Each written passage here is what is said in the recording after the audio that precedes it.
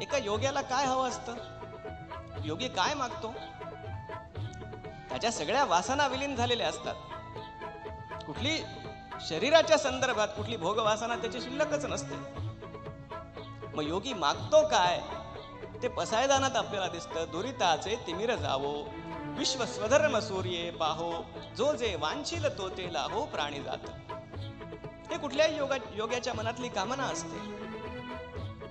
विश्व मांगल्याच्या कामनेनं योगी प्रेरित झालेला असतो. हाच संदर्भ घेऊन आपल्याला, आपण जर स्वातंत्र्यवीर सावरकरांच्या एका कवितेकडे पाहिलं, माझे मृत्यूपत्र,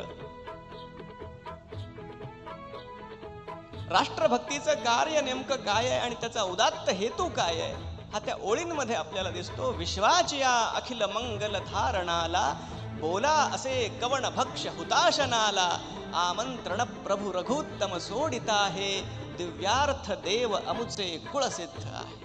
विश्वाची या अखिल मंगल धारणाला. आमच्या देशाला स्वातंत्र्य कशासाठी मिळवून द्यायचंय?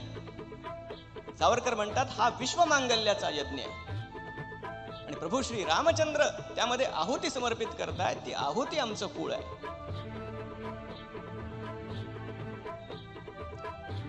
संबंध विश्वाचं जर कल्याण व्हायचं असेल, या विश्वाला जर बंधुभाव कळायचा असेल, मानव म्हणून जगता यायचं असेल, तर भारतानं समर्थ असणं आवश्यक आहे. भारतानं स्वतंत्र असणं आवश्यक आहे. म्हणून भारतीय स्वातंत्र्यासाठी या क्रांतिकारकांचा प्रयत्न आहे.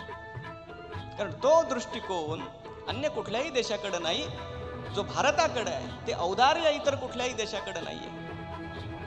ती सर्वसमावेशकता इतर कुठल्याही देशाकडे नाहीये. कारण भारत योग्यांचा देश आहे.